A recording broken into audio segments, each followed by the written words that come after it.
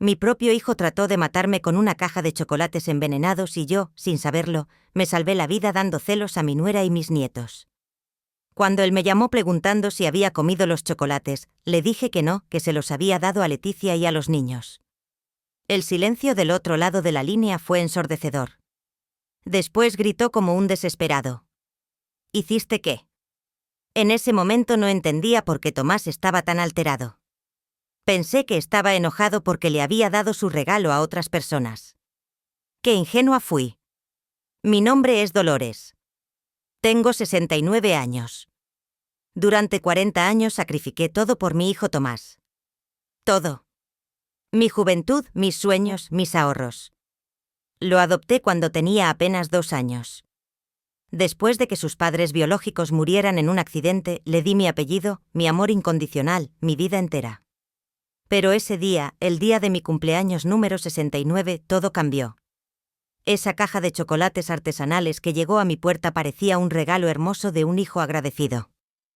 Los chocolates eran exquisitos, caros. Venían en una caja elegante con una tarjeta que decía para la mejor madre del mundo. Con amor, Tomás. Me emocioné tanto, hacía meses que no recibía ningún gesto cariñoso de él. Desde que se casó con Leticia, todo cambió. Ella llevó como una tormenta a nuestras vidas, llenando la cabeza de mi hijo con veneno contra mí. Tu madre es muy entrometida, le decía. Ya estás muy grande para que te esté cuidando, susurraba en su oído. Y Tomás, mi Tomás, el niño que crié con tanto amor, comenzó a cambiar. Poco a poco se fue alejando. Las visitas se hicieron más escasas, las llamadas más frías, los abrazos más distantes. Pero yo seguía esperando. Seguía creyendo que mi hijo volvería a ser el mismo de antes. Esa mañana, cuando llegaron los chocolates, pensé que finalmente había sucedido, que mi hijo había recordado cuánto me amaba, que Leticia no había logrado destruir completamente el vínculo que habíamos construido durante tantos años. Los chocolates lucían deliciosos. Eran de una marca exclusiva, de esas que cuestan una fortuna. Cada pieza era una obra de arte decorada con detalles dorados y formas perfectas. Pero yo siempre fui así, siempre pensando en los demás antes que en mí misma. Estos chocolates están demasiado buenos para mí sola, pensé. Leticia y los niños van a disfrutarlos mucho más. Los pequeños siempre habían sido mi debilidad. A pesar de todo el desprecio que su madre me mostraba, yo adoraba a esos niños. Eran mis nietos, la extensión de mi Tomás, lo único puro que quedaba en esa relación tóxica. Así que tomé la caja, la empaqué otra vez con cuidado y me dirigí a la casa de Tomás. Cuando toqué la puerta, fue Leticia quien abrió. Como siempre, me recibió con esa sonrisa falsa que tanto odiaba. Esa sonrisa que no llegaba a sus ojos, que gritaba desprecio, aunque sus labios intentaran aparentar cortesía. «Hola Dolores», me dijo con ese tono condescendiente que usaba conmigo. «¿Qué te trae por aquí?» Le extendí la caja de chocolates y le expliqué que eran de Tomás para mí, pero que quería compartirlos con ella y los niños. Por un momento vi algo extraño en sus ojos, como sorpresa, pero no la buena. Era más bien miedo, confusión, pero rápidamente recompuso su expresión y tomó la caja. «¡Qué detalle tan lindo de Tomás!», murmuró. «Los niños van a estar encantados». No me invitó a pasar. Nunca lo hacía.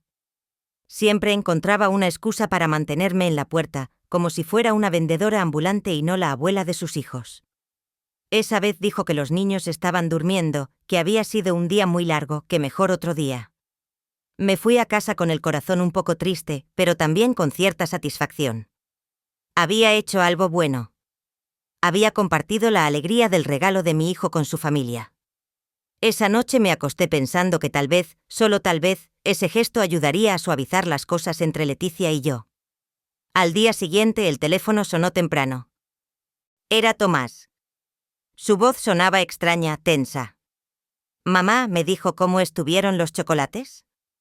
La pregunta me tomó por sorpresa. Era raro que él se interesara tanto en saber si había disfrutado un regalo. Normalmente después de darme algo parecía olvidarse completamente del asunto. A Tomás le respondí con honestidad. Se los di a Leticia y a los niños. Ya sabes cómo les encantan los dulces. El silencio que siguió fue aterrador. Era como si el mundo se hubiera detenido. Podía escuchar mi propio corazón latiendo mientras esperaba su respuesta. Entonces explotó. ¿Hiciste qué? Gritó con una furia que nunca había escuchado en su voz. Se los diste a Leticia y a los niños. ¿Estás loca? Su voz temblaba de una manera que me asustó. No era solo enojo, era pánico puro. Tomás, no entiendo, le dije tratando de mantener la calma. Pensé que te alegraría que compartiera tu regalo con tu familia. Pero él siguió gritando cada vez más desesperado. Me preguntaba una y otra vez si estaba segura de que no había comido ni un solo chocolate, si había dado toda la caja, si los niños ya se los habían comido. Sus preguntas eran tan específicas, tan urgentes, que comencé a sospechar. ¿Por qué le importaba tanto que yo no hubiera probado los chocolates? ¿Por qué parecía aliviado de que no los hubiera comido, pero desesperado porque se los había dado a su propia familia? Colgó abruptamente después de gritarme que era una estúpida, que había arruinado todo. Me quedé con el teléfono en la mano, temblando, sin entender qué había pasado. Pero algo dentro de mí, un instinto maternal que había desarrollado durante años de cuidar y proteger, me decía que algo estaba terriblemente mal. Esa tarde Leticia me llamó. Su voz sonaba diferente, preocupada. Dolores, me dijo. Los niños se sintieron mal después de comer los chocolates. Tuvimos que llevarlos al hospital. Mi sangre se heló. ¿Qué les pasó?, pregunté con el corazón en la garganta. Los doctores dicen que fue una intoxicación alimentaria, respondió. Pero es extraño. Los chocolates olían raro cuando los abrimos, pero los niños ya se habían comido varios antes de que nos diéramos cuenta. Mi mundo comenzó a desmoronarse. Los chocolates que mi hijo me había enviado, los chocolates que yo había dado con tanto amor, habían enfermado a mis nietos. Pero había algo más. En la voz de Leticia detecté algo que me hizo temblar. Era miedo, sí, pero también comprensión, como si finalmente hubiera entendido algo que había estado ocurriendo frente a sus narices sin darse cuenta. Esa noche no pude dormir. Las piezas del rompecabezas comenzaron a encajar en mi mente con una claridad aterradora. La reacción de Tomás cuando supo que había dado los chocolates, su desesperación al saber que no los había comido, su alivio mezclado con pánico, las preguntas específicas sobre si había probado aunque fuera un pedacito. Y entonces, como un rayo a la oscuridad, la verdad me golpeó con toda su fuerza brutal. Mi hijo, mi propio hijo al que había criado y amado incondicionalmente, había intentado envenenarme. Los días siguientes fueron una pesadilla. Los niños se recuperaron, gracias a Dios, pero el veneno había dejado huellas. Leticia me confesó que los doctores habían encontrado rastros de arsénico en sus pequeños cuerpos. Arsénico, una palabra que solo había escuchado en películas de crímenes, ahora era parte de mi realidad más horrible. Mi nuera por primera vez en años me habló sin esa máscara de desprecio. Su voz temblaba cuando me dijo: Dolores, creo que esos chocolates no eran para compartir. Creo que eran específicamente para ti. Sus palabras confirmaron lo que mi corazón ya sabía, pero mi mente se negaba a aceptar. Tomás había desaparecido, no contestaba el teléfono, no respondía mensajes. Cuando Leticia fue a buscarlo a su trabajo, le dijeron que había pedido vacaciones de emergencia. Había huido como el cobarde que era, dejando que su esposa y sus hijos sufrieran las consecuencias de su plan diabólico. Pero yo conocía a mi hijo. Sabía dónde encontrarlo. Sabía que cuando se sentía acorralado, siempre corría al mismo lugar. La casa de su tía Noemi, mi hermana menor. Ella siempre había tenido una debilidad por Tomás, siempre justificando sus errores, siempre protegiéndolo de las consecuencias de sus actos. Conduje hasta la casa de Noemi con las manos temblando en el volante. 40 años de amor incondicional, 40 años de sacrificios, 40 años de dar todo de mí. Y esto era lo que recibía a cambio. Un hijo que quería verme muerta. Cuando toqué la puerta, Noé me abrió con cara de culpabilidad. Dolores murmuró. No sabía que venías, pero yo ya había visto el carro de Tomás estacionado en la esquina. Sé que está aquí, le dije con una voz que no reconocía como mía. Tomás apareció detrás de ella como un fantasma. Su cara estaba demacrada, sus ojos hundidos, pero lo que más me impactó fue la expresión de su rostro. No había remordimiento, no había culpa, solo había resentimiento, como si yo fuera la culpable de todo este desastre. ¿Por qué? Fue lo único que pude preguntarle. ¿Por qué quisiste matarme? Mi voz se quebró en esa última palabra. Matarme. Mi propio hijo había querido matarme.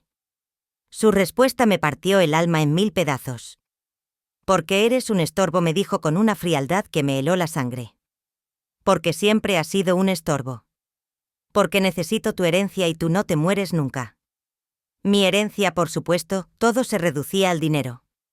El dinero que había ahorrado durante décadas trabajando día y noche, el dinero que había guardado viviendo como una indigente para asegurarle un futuro a él. El dinero que pensaba dejarle cuando muriera naturalmente por vejez, rodeada del amor de mi familia. Pero yo no sabía que tenías tanto dinero, continuó con esa voz venenosa. Hasta que vi los documentos del banco cuando te enfermaste el año pasado. 2 millones de pesos, mamá. 2 millones que necesito ahora, no cuando tengas 90 años. 2 millones de pesos que había ganado con sangre, sudor y lágrimas. 2 millones que representaban 40 años de trabajo, de privacidades. Además, agregó como si fuera lo más natural del mundo. Ya estás vieja. ¿Qué más vas a hacer con tu vida? ¿Para qué quieres tanto dinero a tu edad? Sus palabras eran puñales en mi corazón. Cada sílaba era una traición más profunda que la anterior. Noemi intentó intervenir. Tomás, no hables así, murmuró, pero la calló con una mirada. Tía, tú sabes que tengo razón. Ella ya vivió su vida. Yo tengo una familia que mantener, hijos que educar, un futuro por delante. Un futuro construido sobre mi cadáver, le respondí con una amargura que no sabía que tenía dentro. Un futuro comprado con mi muerte. Me miró con desprecio como si yo fuera la loca, como si yo fuera la villana de esta historia retorcida. No seas dramática, me dijo. Iba a ser rápido. Los chocolates tenían suficiente arsénico para que pareciera un ataque cardíaco natural. Nadie habría sospechado nada. Habrías muerto en paz durmiendo, y yo habría heredado lo que de todas formas iba a ser mío. Sus palabras me revelaron la profundidad de su traición. No había sido un impulso, un momento de locura. Había sido un plan calculado, meticuloso, frío. Había investigado el veneno. Había comprado los chocolates más caros para disimular el sabor. Había calculado la dosis exacta. Mi muerte había sido planeada con la misma dedicación que yo había puesto en planear sus cumpleaños durante tantos años. ¿Y qué pasó? Le pregunté. ¿Por qué no funcionó tu plan perfecto? Su cara se torció en una mueca de frustración. Porque eres demasiado estúpida para comerte unos chocolates que tu propio hijo te regala. Me escupió. Porque siempre tienes que ser la mártir, siempre tienes que darlo todo, siempre tienes que ser la Santa Madre abnegada. La ironía era asfixiante.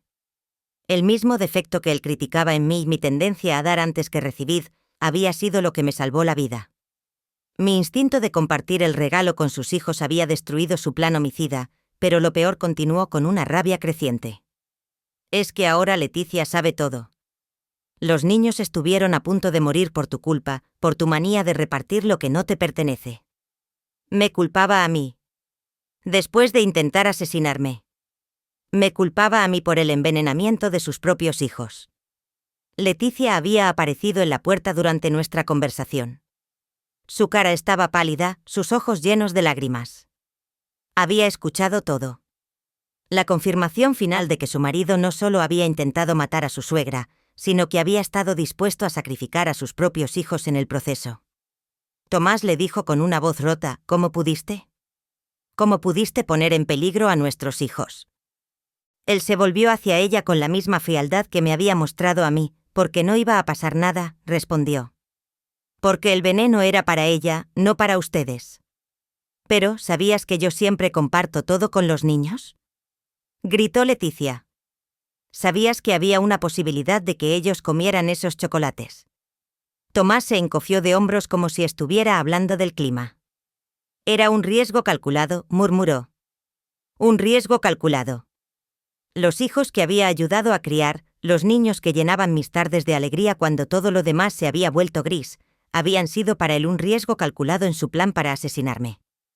En ese momento entendí que el hijo que había criado, el niño que había adoptado y amado como si hubiera salido de mis entrañas, había muerto hace mucho tiempo.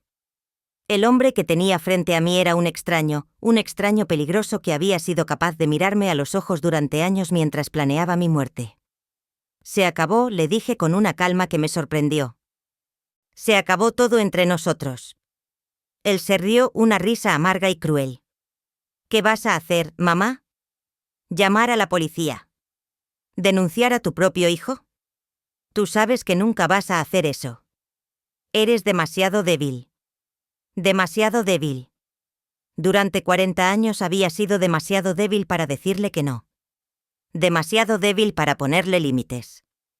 Demasiado débil para ver que mi amor incondicional lo había convertido en un monstruo. Pero ese día en esa casa, frente a la evidencia de su traición absoluta, algo cambió dentro de mí. Tienes razón, le dije. He sido demasiado débil durante mucho tiempo, pero eso se acabó hoy. Me di la vuelta y comencé a caminar hacia la puerta. Espera a ver lo que puede hacer una mujer débil cuando finalmente encuentra su fuerza. Sus gritos me siguieron hasta la calle. Me gritaba que era una malagradecida, que después de todo lo que había hecho por mí, yo lo abandonaba. Todo lo que había hecho por mí. El colmo del cinismo. Intentar matarme era, en su mente retorcida, algo que había hecho por mí. Esa noche, en la soledad de mi casa, lloré como no había llorado en décadas. Lloré por el hijo que había perdido, por los años desperdiciados, por el amor traicionado. Pero sobre todo lloré por la mujer que había sido ingenua, permisiva, ciega al mal que crecía frente a sus ojos. Cuando se me acabaron las lágrimas, tomé una decisión. Tomás tenía razón en una cosa.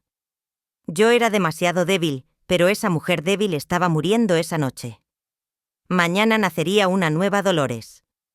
Una Dolores que había aprendido que el amor sin límites no es virtud, es complicidad. Una Dolores que había descubierto que a veces para protegerse hay que convertirse en lo que tus enemigos menos esperan. Mi teléfono sonó. Era Sergio, mi abogado, un viejo amigo de la familia. Dolores, me dijo. Leticia me llamó, me contó todo. ¿Estás bien? Por primera vez en días sonreí. Estoy perfecta, Sergio, y tengo trabajo para ti. La transformación no fue inmediata, pero fue total. Durante las siguientes semanas, mientras Tomás creía que me había destruido emocionalmente, yo estaba construyendo los cimientos de mi venganza. El primer paso fue mudarme. No podía seguir viviendo en esa casa donde había criado a una víbora, donde cada rincón me recordaba mi ingenuidad. Sergio me ayudó a encontrar un apartamento en la zona más exclusiva de la ciudad, un penthouse con vista panorámica que costaba más en un mes de lo que Tomás ganaba en 3. Cuando firmé el contrato de arrendamiento, vi la sorpresa a los ojos del agente inmobiliario. Una mujer de 69 años, vestida modestamente, pagando en efectivo un apartamento de lujo. Es para mi jubilación, le dije con una sonrisa. Decidí que era hora de darme algunos gustos. Jubilación. ¡Qué palabra tan liberadora! Me estaba jubilando de ser madre. Me estaba jubilando de ser la víctima. Me estaba jubilando de ser la mujer que lo daba todo y no pedía nada a cambio. El apartamento era espectacular. Pisos de mármol, ventanales del suelo al techo, una cocina que parecía salida de una revista, pero lo que más me gustaba era el estudio, un espacio silencioso donde podía planear, donde podía pensar, donde podía convertirme en la estratega que Tomás nunca había imaginado que podía ser. Sergio fue mi primer aliado en esta nueva vida. Durante años había manejado mis asuntos legales básicos, testamentos, seguros, trámites menores, pero ahora necesitaba algo más. Necesitaba un guerrero legal que me ayudara a desmantelar sistemáticamente la vida del hombre que había intentado asesinarme. Dolores me dijo en nuestra primera reunión seria, esto va a ser brutal. Tomás no va a rendirse fácilmente. Va a luchar, va a mentir, va a tratar de manipular la situación a su favor. Yo me recosté en la silla de cuero de su oficina y lo miré a los ojos. Sergio, él me subestimó durante 40 años. Ahora es mi turno de sorprenderlo. Lo primero que hicimos fue asegurar mi dinero. Tomás sabía de la cuenta principal, pero no sabía de las otras 3. No sabía de los certificados de depósito que había ido renovando religiosamente cada año. No sabía de las acciones que había comprado con el dinero extra de mis trabajos de fin de semana. No sabía que su estúpida madre había construido un imperio financiero modesto pero sólido. En total, me dijo Sergio después de revisar todos los documentos, estamos hablando de casi 4 millones de pesos, no 2 como él cree. 4 millones, 40 años de sacrificio convertidos en poder económico, 40 años de vivir como pobre para morir como reina. Pero el dinero era solo una herramienta. La verdadera arma era la información. Sergio contrató a un investigador privado, un expolicía llamado Raúl, que se especializaba en casos familiares. Lo que descubrimos en las siguientes semanas me dejó sin palabras. Tomás no solo había planeado mi muerte por la herencia. Tenía deudas que yo desconocía, deudas de juego, deudas con prestamistas, deudas que habían convertido mi muerte en una necesidad urgente para él. Mi hijo no era solo un asesino frustrado, era un ludópata en bancarrota que había apostado el futuro de su familia a mis costillas. Aquí están las pruebas, me dijo Raúl entregándome un folder lleno de fotografías, documentos, registros bancarios. Tu hijo debe más de 500,000 pesos a gente muy peligrosa, gente que no acepta excusas. Las fotografías lo mostraban en casinos, en casas de apuestas clandestinas, en reuniones nocturnas con hombres de aspecto amenazante. Había hipotecado la casa donde vivía con Leticia sin decirle nada a ella. Había empeñado el carro de su esposa. Había vaciado las cuentas de ahorro de los niños para pagar intereses. Mi hijo no solo era un asesino, era un ladrón que había robado el futuro de su propia familia. Leticia no sabe nada de esto, continuó Raúl. Él le ha estado mintiendo durante meses. Le dice que tiene problemas en el trabajo, que los pagos están atrasados, que necesitan economizar, pero la verdad es que está usando el dinero de la casa para apostar. La información era devastadora, pero también era perfecta. Tomás había construido su propia prisión con sus mentiras y adicciones. Yo solo tenía que empujar los barrotes para que todo se derrumbara. Mientras tanto, él creía que me había vencido. Había pasado 3 semanas desde nuestro enfrentamiento en casa de Noemi y yo no había dado señales de vida. No lo había llamado, no había aparecido en su casa, no había hecho ningún drama. En su mente narcisista, esto confirmaba su teoría. Yo era demasiado débil para enfrentarlo. Pero yo estaba trabajando. Cada día desde mi nuevo apartamento. Coordinaba con Sergio los próximos movimientos. Cada noche revisaba los informes de Raúl. Aprendía más sobre el monstruo en que se había convertido mi hijo. Cada madrugada planificaba el siguiente paso de mi venganza meticulosa. La primera fase fue psicológica. Necesitaba que Tomás sintiera que tenía el control, que había ganado. Necesitaba que se confiara, que bajara la guardia. Por eso no había dado señales de vida. Por eso había dejado que creyera que estaba escondida en algún rincón, llorando y sintiéndome derrotada. Sergio me había explicado el proceso legal. Tenemos evidencia del intento de envenenamiento, me dijo. Los análisis médicos de los niños, el testimonio de Leticia, las grabaciones que hiciste de sus confesiones. Sí, había grabado toda nuestra conversación en casa de Noemi, un pequeño dispositivo que Raúl me había dado escondido en mi cartera. Pero continuó Sergio, un proceso penal va a ser largo y complicado. Va a haber medios de comunicación, va a haber escándalo público. ¿Estás preparada para eso? Estaba más que preparada. Después de 40 años en las sombras, estaba lista para salir a la luz y mostrarle al mundo quién era realmente Tomás. Además, agregó con una sonrisa, tenemos las evidencias de fraude, estafa y manipulación financiera. Podemos destruirlo económicamente antes de que el proceso penal siquiera comience. Económicamente la palabra sonaba deliciosa. Tomás había intentado matarme por dinero. Ahora iba a perder todo su dinero por intentar matarme. Durante esas semanas de silencio también trabajé en mí misma. Contraté a Yolanda, una estilista personal que transformó mi imagen completamente. Adiós a la ropa vieja y conservadora. Adiós al cabello gris y descuidado. Adiós a la postura encorvada de la mujer derrotada. Cuando Yolanda terminó conmigo, no me reconocía en el espejo. Mi cabello estaba teñido de un castaño elegante, cortado en un estilo moderno que me quitaba 10 años de encima. Mi ropa era sofisticada, pero no ostentosa. Trajes de calidad, zapatos de diseñador, accesorios discretos pero caros.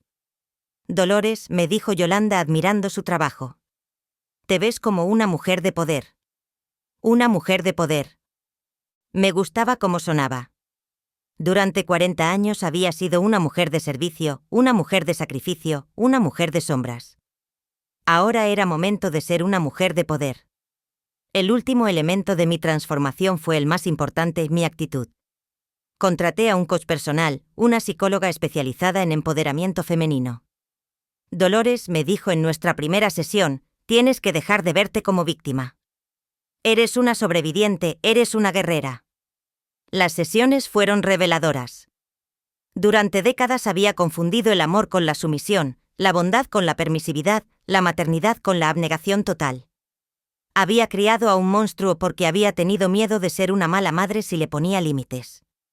El amor verdadero, me explicó la psicóloga, incluye consecuencias. Si no hay consecuencias para las malas acciones, no hay amor, hay complicidad. Complicidad. Durante 40 años había sido cómplice de la transformación de mi hijo en un sociópata, pero ya no más. La nueva Dolores no era cómplice de nadie. La nueva Dolores era una fuerza de la naturaleza que estaba a punto de desatarse sobre el mundo de Tomás como un huracán devastador. Una noche, exactamente un mes después de nuestro enfrentamiento, decidí que era hora de hacer mi primera aparición pública. Elegí cuidadosamente el lugar, la galería de arte más exclusiva de la ciudad, donde se estaba exhibiendo una colección privada de pinturas contemporáneas. Me vestí con un traje negro de diseñador, zapatos de tacón que me hacían ver más alta y más imponente y joyas que había comprado esa misma tarde. Cuando llegué a la galería en un taxi de lujo, los fotógrafos sociales se voltearon a mirarme. No me reconocieron, pero supieron instintivamente que era alguien importante. Caminé por la galería con una copa de champán en la mano, admirando las obras de arte, conversando con coleccionistas y críticos. Por primera vez en décadas me sentía en mi elemento, elegante, sofisticada, poderosa, y entonces lo vi. Tomás estaba en la esquina opuesta de la galería, acompañado de Leticia. Ella lucía tensa e incómoda, claramente fuera de lugar en ese ambiente de lujo. Él intentaba impresionar a algunos empresarios, probablemente buscando nuevas víctimas para sus estafas. Nuestros ojos se encontraron a través del salón. Vi el shock en su rostro cuando me reconoció. La mujer derrotada que había dejado llorando hacía un mes había sido reemplazada por esta versión sofisticada y misteriosa de su madre. Me acerqué lentamente saboreando cada paso. Cuando llegué hasta él, le sonreí con una dulzura venenosa. «Hola, Tomás», le dije con una voz que destilaba poder. «Qué sorpresa encontrarte aquí». Su cara se había puesto pálida. Leticia me miraba con una mezcla de admiración y confusión. Los empresarios que estaban conversando con Tomás se voltearon hacia mí con curiosidad. «Mamá», balbuceó, «¿qué haces aquí?» Su voz temblaba ligeramente. Por primera vez en su vida, mi presencia lo intimidaba. «Estoy disfrutando mi jubilación», le respondí tomando un sorbo de champán. Decidí que era hora de darme algunos gustos. La palabra jubilación resonó en el aire como una amenaza velada. Los empresarios nos miraban con interés. Era obvio que había una atención familiar, pero también era obvio que yo no era la víctima que ellos habían imaginado. ¿Jubilación?, preguntó uno de ellos educadamente. ¿De qué se jubila, señora? De ser demasiado generosa. Respondí sin apartar la mirada de Tomás. A veces cuando das demasiado, la gente se acostumbra a recibir. Llega un punto en que tienes que parar de dar y empezar a cobrar. Cobrar. La palabra flotó en el aire como una promesa de tormenta. Tomás sabía exactamente lo que significaba. Sabía que su época de tomar sin dar había terminado. Sabía que la casa había comenzado y que ahora él era la presa. Los días siguientes fueron de una tensión exquisita. Tomás sabía que algo había cambiado, pero no sabía qué. Me había visto en la galería transformada en una mujer que no reconocía y eso lo tenía inquieto. Comenzó a llamarme obsesivamente, pero yo no contestaba. Dejaba que mis llamadas fueran al buzón de voz, donde podía escuchar su nerviosismo creciente. «Mamá, contesta el teléfono», decía en sus mensajes. «Tenemos que hablar. Necesito saber qué estás planeando». ¿Qué estás planeando? Por primera vez en su vida, él era quien tenía miedo de mí. Por primera vez yo era la depredadora y la presa. Sergio había comenzado la fase legal de mi venganza. Lo primero fue presentar una demanda civil por intento de homicidio con todas las pruebas que habíamos recopilado, los análisis médicos de los niños, las grabaciones de audio, los testimonios de Leticia y del personal médico que había atendido a mis nietos. Dolores, me dijo Sergio en su oficina. Esta demanda va a ser un escándalo. Los medios van a cubrir el caso. Tu historia va a estar en todos los noticieros. Perfecto.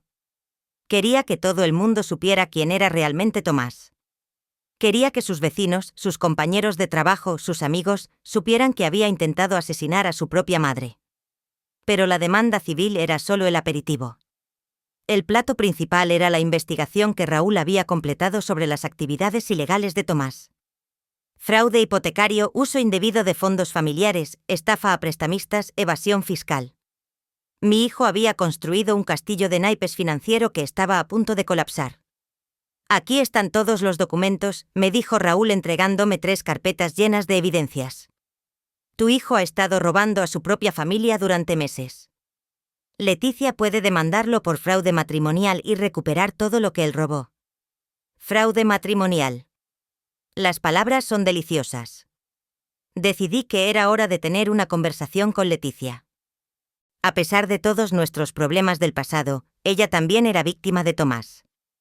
Ella también había sido engañada, manipulada, robada. Y lo más importante era la madre de mis nietos, los niños que habían estado a punto de morir por culpa de su padre. La invité a almorzar en el restaurante más elegante de la ciudad. Cuando llegó, vi la sorpresa en sus ojos al verme en mi nueva versión.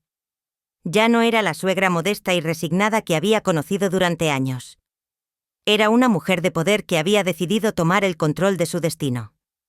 Leticia, le dije después de que ordenáramos, necesitamos hablar. Ella asintió nerviosamente.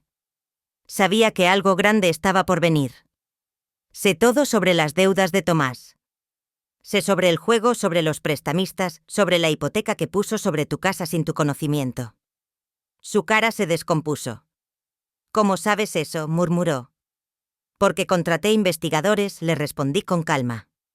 Porque decidí dejar de ser la víctima y convertirme en la cazadora. Le entregué una de las carpetas que Raúl había preparado. Todo está ahí. Documentos, fotografías, registros bancarios. Leticia revisó los papeles con lágrimas en los ojos. Cada página era una traición más profunda. Su marido no solo había intentado asesinar a su suegra, sino que había estado robando sistemáticamente el futuro de su familia para alimentar su adicción al juego. Dolores me dijo con la voz quebrada. Yo no sabía nada de esto. Él me decía que había problemas en el trabajo, que necesitábamos economizar. Nunca imaginé que estuviera. Su voz se perdió en sollozos. Que estuviera destruyendo nuestras vidas. Leticia, le dije tomando su mano, tú tienes la culpa de nada. Tomás nos engañó a las dos, pero ahora tenemos la oportunidad de hacer justicia. Le expliqué mi plan. Ella podría presentar una demanda por fraude matrimonial, recuperar la casa, proteger el futuro de los niños. Yo la ayudaría con los gastos legales. Pero agregué con firmeza, necesito que testifiques en mi contra de Tomás. Necesito que cuentes toda la verdad sobre los chocolates, sobre su confesión, sobre todo lo que has visto. Ella no dudó ni un segundo. Por supuesto, me dijo, es lo mínimo que puedo hacer después de todo lo que ha sufrido. Mientras almorzábamos llegó Tomás al restaurante. No era coincidencia. Había estado siguiéndola, preocupado por esta reunión entre su esposa y su madre. Cuando nos vio juntas compartiendo documentos, su cara se transformó en una máscara de pánico. Se acercó a nuestra mesa con pasos agitados. ¿Qué están haciendo?, preguntó con voz tensa. ¿De qué están hablando? Su desesperación era palpable.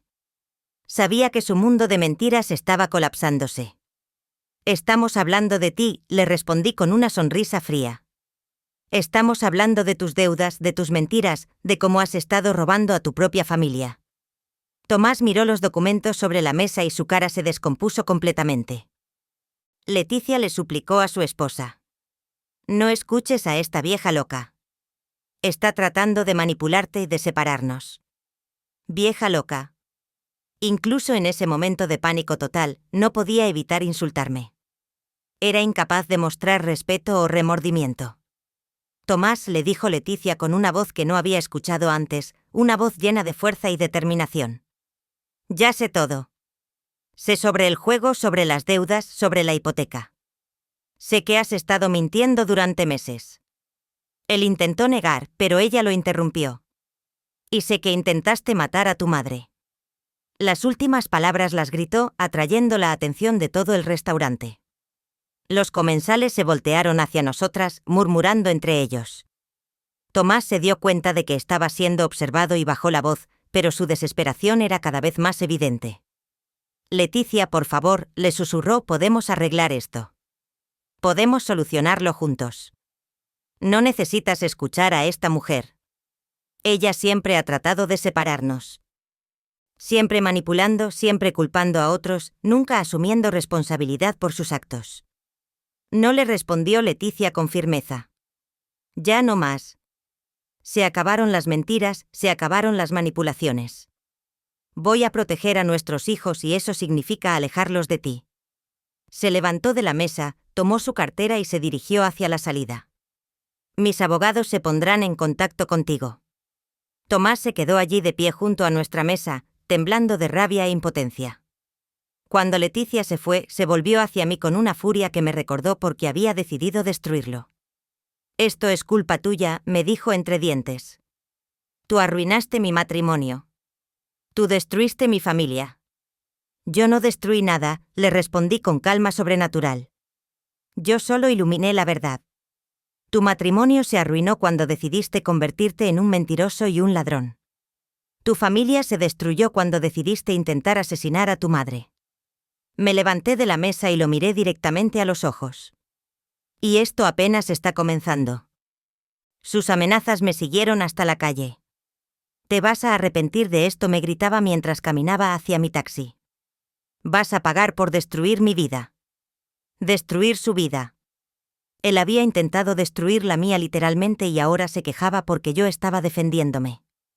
Esa noche Sergio me llamó con noticias.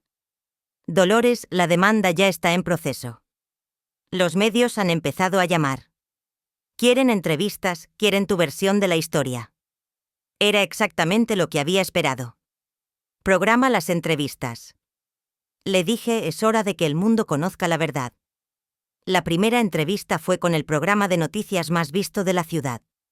Llegué al estudio vestida impecablemente con la confianza de una mujer que había encontrado su poder. La periodista me recibió con curiosidad y compasión. Señora Dolores, me dijo frente a las cámaras. Cuéntenos su historia, cómo descubrió que su hijo había intentado envenenarla. Le conté todo. Los chocolates, la reacción de Tomás, el envenenamiento de los niños. Su confesión fría y calculada. Hablé con calma, sin dramatizar, dejando que los hechos hablaran por sí mismos. ¿Cómo se siente una madre cuando descubre que su hijo quiere matarla?, me preguntó la periodista. ¿Se siente libre? Respondí. Se siente libre de una ilusión que había mantenido durante 40 años. Se siente libre de seguir protegiendo a alguien que nunca la protegió a ella. La entrevista se volvió viral. En cuestión de horas, mi historia estaba en todas las redes sociales. Los comentarios eran abrumadoramente de apoyo. Cientos de mujeres me escribían contándome sus propias historias de hijos ingratos, de familias tóxicas, de amor mal correspondido. Pero lo más satisfactorio fueron los comentarios sobre Tomás. Sus compañeros de trabajo comenzaron a reconocerlo como el hijo que había intentado asesinar a su madre. Sus vecinos empezaron a mirarlo con desprecio. Sus amigos comenzaron a alejarse de él. El escándalo siguió a todas partes. Cuando iba al supermercado, la gente lo señalaba y murmuraba.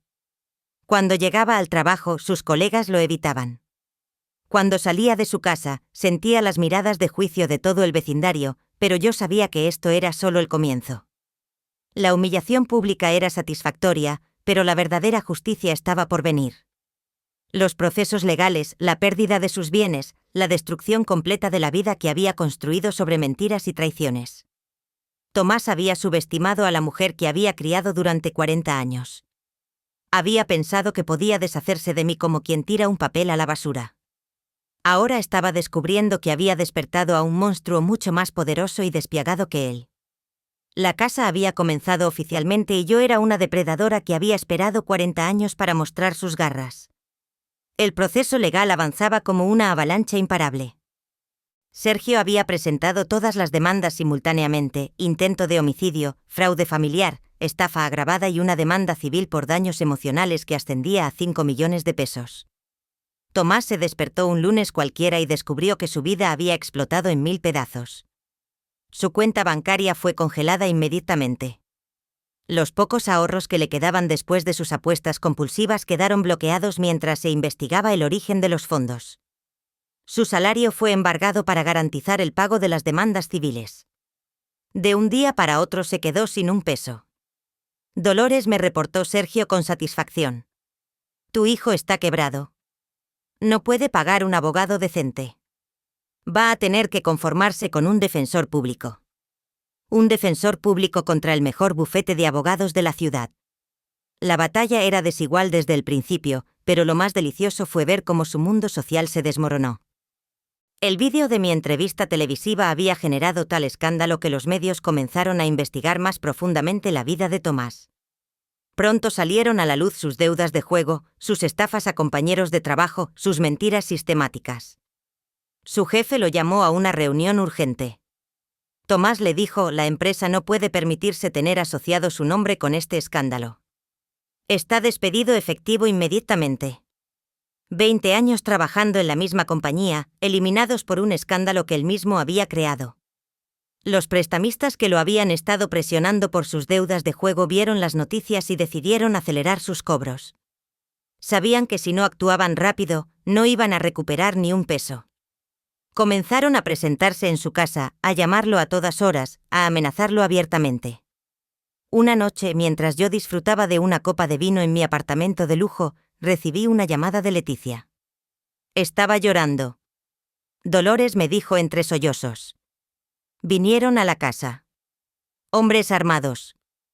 Dijeron que si Tomás no les paga mañana, van a tomar la casa y todo lo que hay adentro.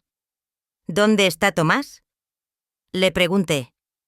Desapareció, respondió.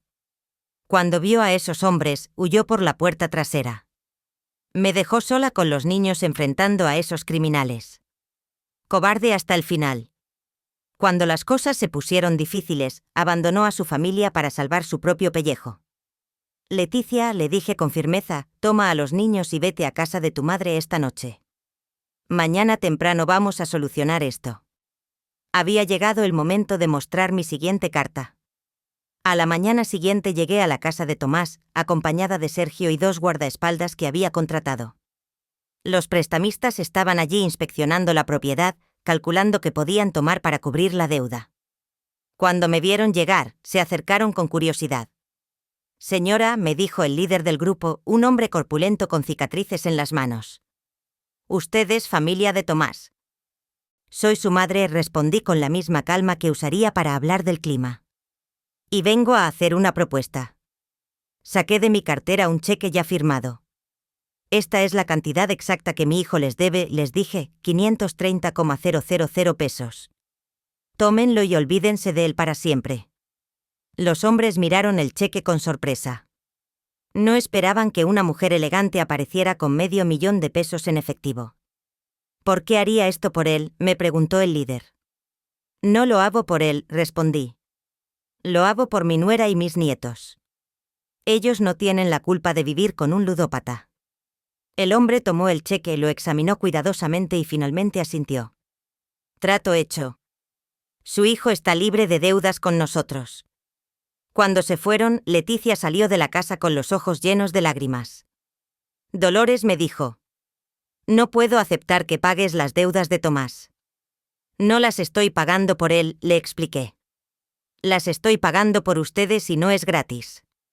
Le entregué un documento que Sergio había preparado. Es una transferencia de propiedad. Le expliqué. La casa ahora está a tu nombre. Tomás ya no tiene derecho legal sobre ella y le di otro papel. Es un contrato de préstamo. Me debes 530,000 pesos, pero puedes pagarlos en cuotas pequeñas durante los próximos 20 años. Era un acuerdo perfecto. Leticia quedaba protegida. Los niños tenían una casa segura y Tomás perdía su último recurso económico. Cuando finalmente apareciera, descubriría que ya no era dueño de nada. Esa tarde, Tomás finalmente se dignó a llamarme. Su voz sonaba desesperada, quebrada. Mamá, me suplicó, necesito tu ayuda. Los prestamistas van a matarme si no les pago. Necesito dinero. Necesito que me perdones. Necesito, Tomás, lo interrumpí con frialdad. Ya pagué tus deudas. Pude escuchar su suspiro de alivio del otro lado de la línea. Gracias, mamá. Sabía que no me ibas a abandonar. Sabía que, pero no lo hice por ti. Continué. Lo hice por Leticia y los niños y ya no tienes casa. La transferí a nombre de tu esposa. El silencio que siguió fue absoluto. ¿Qué? Murmuró finalmente. La casa ya no es tuya. Tu esposa me debe el dinero. No, tú ya no tienes nada que ver con esa propiedad. Su respiración se volvió agitada. No puedes hacer eso, gritó. Es mi casa, yo la compré. La compraste con dinero que robaste, le respondí. Y ahora ha vuelto a manos legítimas. Leticia y los niños están protegidos. Tú estás por tu cuenta. Colgué el teléfono sin esperar su respuesta. Los siguientes días fueron de una tensión deliciosa. Tomás apareció en la casa, pero Leticia ya había cambiado las herraduras. Cuando intentó forzar la entrada, ella llamó a la policía. Los oficiales llegaron y le explicaron que ya no tenía derecho legal sobre la propiedad. Pero es mi esposa, gritaba mientras lo sacaban de su propia casa. Tengo derecho a estar aquí, señor, le dijo el policía. Su esposa ha solicitado una orden de restricción. No puede acercarse a menos de 200 metros de esta propiedad. Orden de restricción. Leticia había seguido mi consejo al pie de la letra. Ahora Tomás no solo había perdido su casa, sino que legalmente no podía acercarse a su familia. Era un paria completo, rechazado por la sociedad y abandonado por los suyos. Sin casa, sin trabajo, sin dinero, Tomás se vio obligado a refugiarse en hoteles baratos de mala muerte. Pero incluso eso se volvió insostenible cuando los medios de comunicación comenzaron a seguirlo. Reporteros lo acosaban constantemente preguntándole sobre el intento de asesinato, sobre sus deudas, sobre su adicción al juego. Una noche, desesperado y humillado, decidió hacer algo que consideró inteligente, pero que resultó ser la puntilla final de su destrucción. Creó un perfil en redes sociales y comenzó a transmitir en vivo tratando de contar su versión de la historia. Mi madre está loca, decía frente a la cámara de su teléfono desde un cuarto de hotel sucio. Está inventando todo esto porque quiere atención. Yo nunca traté de envenenar a nadie. Los chocolates eran normales. Ella está manipulando a toda mi familia en mi contra. Pero el Internet no perdona. Los usuarios comenzaron a bombardearlo con preguntas específicas que no podía responder. ¿Por qué había arsénico en los chocolates? Preguntaban. ¿Por qué tus hijos se intoxicaron? Insistían. ¿Dónde están las pruebas de que tu madre está mintiendo? Su transmisión se volvió viral, pero no de la manera que él esperaba. Se volvió viral como un ejemplo de narcisismo patológico, como la confesión en vivo de un hombre que no podía aceptar la responsabilidad de sus actos. Los comentarios eran brutales, despiadados, sin misericordia. Este tipo realmente cree que somos estúpidos, escribía alguien. Su propia esposa lo está denunciando y él dice que todo es mentira, agregaba otro. Típico psicópata, siempre culpando a otros, comentaba un tercero. Pero lo que realmente selló su destino fue cuando alguien le preguntó directamente, si eres inocente, ¿por qué no demandas a tu madre por difamación? Tomás se quedó sin palabras. No podía demandarme porque sabía que yo tenía todas las pruebas. No podía negar el intento de envenenamiento porque las evidencias eran irrefutables. Su silencio ante esa pregunta fue interpretado por todos como una admisión de culpabilidad. La transmisión terminó abruptamente cuando comenzó a recibir amenazas de muerte en vivo. Había tratado de manipular a la opinión pública y había conseguido exactamente lo contrario. Al día siguiente, los clips de su transmisión estaban en todos los noticieros. Los analistas de comportamiento lo diseccionaban como un caso de estudio de narcisismo maligno. Los psicólogos explicaban en televisión cómo su incapacidad para aceptar responsabilidad era típica de personalidades antisociales. Tomás había logrado algo que yo no habría podido conseguir ni con el mejor equipo de relaciones públicas. Había destruido su propia reputación de manera tan completa y pública que ya no había vuelta atrás. Se había convertido en el villano nacional, en el símbolo de la ingratitud filial llevada al extremo. Pero para mí lo más satisfactorio no era su humillación pública, era la tranquilidad que veía en los ojos de Leticia cuando la visitaba, la seguridad que sentían mis nietos en su propia casa, la paz que había encontrado al alejarme de la toxicidad que había dominado mi vida durante décadas. La justicia formal todavía estaba en proceso, pero la justicia poética ya se había cumplido. El hijo que había intentado matarme por dinero ahora no tenía ni un peso. El hombre que había despreciado mi amor ahora suplicaba por mi perdón. El manipulador había sido expuesto y rechazado por todos. Yo, la víctima que había pasado 40 años en silencio, finalmente había encontrado mi voz. Los meses que siguieron fueron de una transformación total.